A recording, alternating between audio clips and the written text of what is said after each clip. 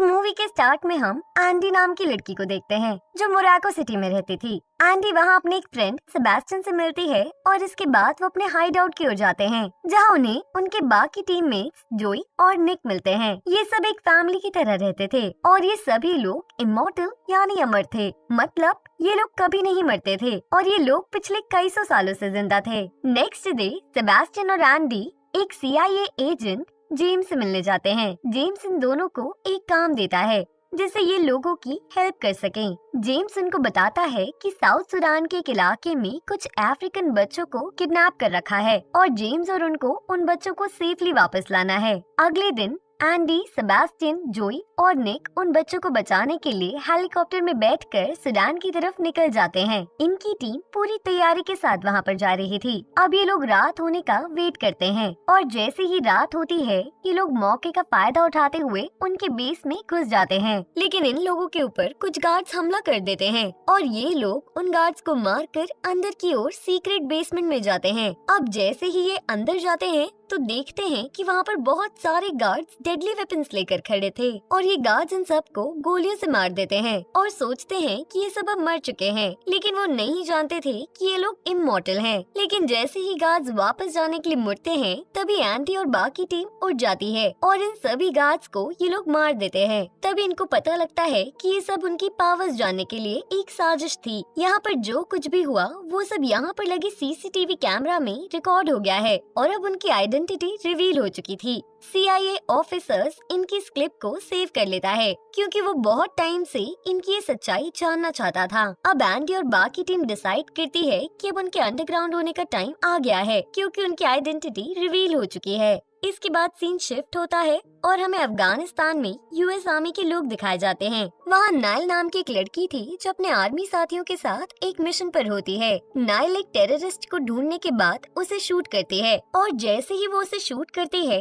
तब इसको बचाने लग जाती है ताकि उसकी जान न चली जाए। इतने में वो मौका देखकर नाइल के गले पर चाकू मार देता है जिससे नाइल खून बहने की वजह से बेहोश हो जाती है। ये पूरी स्टोरी एंडी और उसकी टीम को उनके सपने में दिखाई देती है कि किस तरह नाइल बेहोश हो गई थी। वहीं दूसरी तरफ नाइल को भी एंडी और उसकी टीम के सपने आते हैं और वो भी परेशान हो जाती है। जब नाइल उठती है तो देखती है कि उसके गले पर लगी चोट अब ठीक हो चुकी है और कोई निशान भी नहीं है। ये देखने के बाद उसके साथी भी हैरान हो जाते हैं। दूसरी तरफ लंदन में स्टीव मेरे जो कि एक फार्मास्यूटिकल एग्जीक्यूटिव था वो अपनी कंपनी की प्रेजेंटेशन दे रहा था। स्टीव की कंपनी स्पेशली ह्यूमन लाइफ को इंक्रीज करने पर काम कर रही थी जिसके लिए वो कोई भी कदम उठा सकती थी। CIA एजेंट जेम्स स्टीव को वो वीडियो क्लिप दिखाता है जिसे देख स्टीव हैरान हो जाता है और जेम्स से बोलता है कि किसी भी कीमत पर उसे पूरा ग्रुप चाहिए ताकि वो उन पर एक्सपेरिमेंट कर सके। वहीं नाइल के ऑफिसर नाइल को फर्दर टेस्ट के लिए जर्मनी जाने को कहते हैं। ये सुनकर नाइल काफी परेशान हो जाती है और उसकी बात को इग्नोर करने के लिए वो अपने ईयरपॉड्स लगाकर गाने सुनने लगती है। तभी नाइल को किडनैप करने एंडी आती है और उसको बेहोश करके आर्मी ट्रक में ले जाती है। अब ट्रक में जैसे ही नाइल को होश आता है वो तुरंत ही ट्रक का ट्रंक ओपन करके वहाँ से बाहर कूद जाती है। एंडी को पता चलता है कि नाइल कूद गई है और एंडी उसके सर पर गोली मार देती है। लेकिन नाइल गोली खाने के बाद भी दोबारा उठ जाती है और ये देखकर नाइल हैरान हो जाती है। एंडी उसको अपने साथ चलने के लिए बोलती है और बोलती है कि तुम्हें तुम्हारे सारे सवालों के जवाब मिल जाएंगे। नाइल इस बात के लिए अग्री करती है और वो वहाँ से प्लेन में बैठकर फ्रांस की ओर रवाना हो जाते हैं। फ्रांस पहुँचते ही एंडी नाइल को अपने बाकी फ्रेंड से मिलवाने हाइड आउट में ले जाती है और सबको उसका इंट्रो करवाती है। एंडी बताती है कि वो सभी कई सालों से एक साथ रह रहे हैं और यही मेरी फैमिली है और अब नाइल की फैमिली भी यही है। एंडी बताती है ये इमॉर्टल वाली पावर हमेशा के लिए नहीं होती, ये कभी भी खत्म हो सकती है और इसी की वजह से उसने अपने एक फ्रेंड को भी खो दिया था जिसकी इमॉर्टैलिटी खत्म हो चुकी थी और एंडी उसको याद करके काफी उदास हो जाती है। अगली रात नाइल उठती है और बताती है कि उसको एक बहुत अजीब सा सपना आया। उसने सपने में एक लड़की को देखा। दरअसल नाइल ने एंडी की बेस्ट फ्रेंड क्विन को देखा था। एंडी और क्विन ने मिलकर काफी लड़ाइयाँ लड़ी थी लेकिन लोगों ने इन पर कई झूठे इल्जाम लगाकर इनको फांसी पर चढ़ा दिया था। लेकिन उनकी इमॉर्टलिटी की वजह से वो मर नहीं सकती थी और उन दोनों के एक साथ होने की वजह से दोनों कुछ ज्यादा ही पावरफुल होती थी और इसी वजह से लोगों ने इन दोनों को अलग करना चाहा। लोगों ने क्विन को लोहे के ताबूत में बंद करके गहरे समुद्र में फेंक दिया और क्विन हमेशा के लिए समुद्र में कैद हो गई, जिसका अफसोस एंडी को आज तक होता है कि एंडी उसको बचा नहीं सकी। वहीं स्टीव के लोग हाइडआउट पर अटैक कर देते हैं और एंडी को जब पता चलता है तो वो तुरंत वहां जाती है, जहां वो देखती है कि सेबेस्टियन जख्मी हुआ पड़ा था और वो बाकी साथियों को बचाने के लिए भागती है और ये सभी जेम्स मॉनिटर कर रहा होता है। एंडी स्टीवन के लोगों से फाइट करती है और नाइल को लेकर वहां से भाग जाती है। दूसरी तरफ जोई और निकी दोनों स्टीवन के लोगों की पकड़ में आ जाते हैं। वो लोग उन्हें पकड़कर एयरपोर्ट ले जाते हैं, पर जोई और निकी उन सभी को मार देते हैं और वो जैसे ही एयरपोर्ट पहुंचती है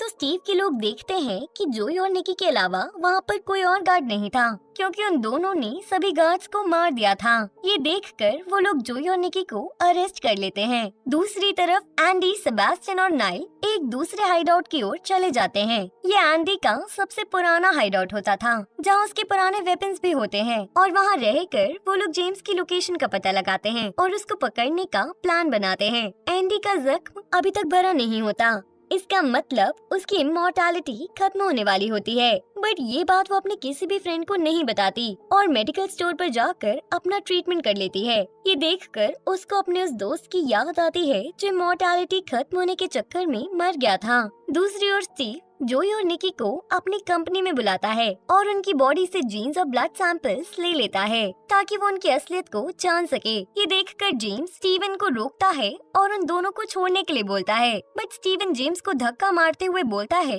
कि तुम बाकी टीम को भी यहाँ लेकर आओ, वरना वो सबको मार देगा। दूसरी तरफ नाइल अपनी फैमिली को मिस करते हुए एंडी को अपनी फैमिली की फोटोज दिखाती है और बोलती है कि वो लास्ट टाइम अपनी फैमिली से मिलना चाहती है। एंडी इमोशनल होकर उसको परमिशन दे देती है और साथ ही उसके सेल्फ डिफेंस के लिए एक गन भी देती है। उसके बाद एंडी और सेबेस्टियन जेम्स को पकड़ने के लिए उसके घर की तरफ जाते हैं। रास्ते में नाइल सोचती है कि उसका अभी घर जाना सही नहीं है और वो काफी दूर से वापस आ जाती है। नाइल जब गन लोड करती है तो गन खाली देखती है। वो गन एंडी को सेबेस्टियन ने दी थी, जिससे नाइल समझ जाती है कि एंडी खतरे में है। एंडी जेम्स के घर जाती है और गन तान देती है। पीछे से सेबेस्टियन एंडी पर गन चला देता है और एंडी के गिरते ही सेबेस्टियन उसके हाथ बांध देता है और बोलता है कि ये सब वो सबके भले के लिए ही कर रहा है, ताकि वो इस कंपनी के जरिए इस खतरनाक लाइफ से निकल सके। पर तभी से पता चलता है कि एंडी की इमॉर्टैलिटी अब खत्म हो चुकी है और ये देखकर वो काफी परेशान हो जाता है। और इतने में वहाँ स्टीवन और उसके आदमी आ जाते हैं और उन दोनों को अरेस्ट कर लेते हैं और अपनी कंपनी में ले जाते हैं। वहाँ वो एंडी और सेबेस्टियन को जोई और निक के साथ बांध देते हैं और उन दोनों को भी एक्सपेरिमेंट के लिए रख लेते हैं। वो सभी एक दूसरे को देखकर परेशान हो जाते हैं। दूसरी तरफ नाइल जेम्स के घर जाकर जेम्स पर गन तान देती है और बोलती है कि अब तुम्हें तुम्हारे इस धोखे की सजा जरूर मिलेगी, लेकिन जेम्स उसे बताता है कि ये सब वो उनकी हेल्प के लिए ही कर रहा था और नाइल को बिलीव हो जाता है। नाइल जेम्स के साथ एक प्लान बनाती है जिसका इस्तेमाल करके वो सभी को बचा सकते थे। नाइल और जेम्स स्टीव की कंपनी पहुंचते हैं और नाइल जेम्स की गन ले लेती है ताकि वो फिर से कोई धोखा न दे सके। ये सब देखकर कुछ गार्ड्स नाइल पर गन चला देते हैं और उनको लगता है कि वो मर चुकी है, पर नाइल उठकर सभी को मारकर निकल जाती है। आगे उसको स्टीवन नजर आता है, लेकिन स्टीवन को बचाने के लिए उसके गार्ड्स आ जाते हैं और नाइल वहाँ से भाग जाती है और अपने फ्रेंड्स को ढूंढने लगती है। उसको एंडी और बाकी टीम मिल जाती है, जो नाइल को वहाँ देखकर काफी खुश थे। नाइल सभी को वहाँ से फ्री कर देती है। अब सभी एक साथ एक टीम बन चुके थे और सभी अपने वेपन्स लेकर स्टीवन को मारने के लिए निकल जाते हैं। वहाँ से निकलते ही गार्ड्स उन पर अटैक कर देते हैं। दूसरी ओर एंडी की इमॉर्टैलिटी खत्म होने की वजह से सभी उसको कवर में रखते हैं ताकि एंडी को गोली न लग सके और सभी खुद फ्रंट पर आकर फाइट करने लगते हैं। लेकिन धीरे धीरे एंडी की कंडीशन आउट ऑफ कंट्रोल हो रही थी। तभी वहाँ बॉम्ब ब्लास्ट होता है और एंडी की हालत और भी बदतर हो जाती है, पर एंडी हार नहीं मानती और आगे बढ़ती रहती है। इन सब से बचने के लिए स्टीवन डरकर अपने रूम में काफी सारे गार्ड्स लेकर छुप जाता है और सभी गार्ड्स डोर पर गन तानकर इंतजार कर रहे होते हैं कि जैसे ही कोई आए तो सभी उस पर गोलियां चला देंगे। लेकिन तभी जोई पीछे की तरफ से जंप करके शीशा तोड़कर अंदर आती है और सभी गार्ड्स पर गोलियां चलाना शुरू कर देती है और तभी बाकी टीम भी रूम में एंटर करती है और गार्ड्स को मार देती है। तभी एंडी की हालत बहुत खराब हो जाती है। तभी स्टीवन एंडी पर गन तान देता है और बोलता है कि वो एंडी को मार देगा, लेकिन तभी स्टीवन नाइल पर गोली चला देता है और नाइल स्टीवन को लेकर बिल्डिंग से नीचे कूद जाती है, जिसके बाद स्टीवन की वहाँ पर डेथ हो जाती है और नाइल अपनी इमॉर्टैलिटी की वजह से बच जाती है। अब लास्ट में सभी अपनी इमॉर्टैलिटी की वजह से जिंदा होते हैं और इसी सीन के साथ मूवी यहीं पर खत्म हो जाती है।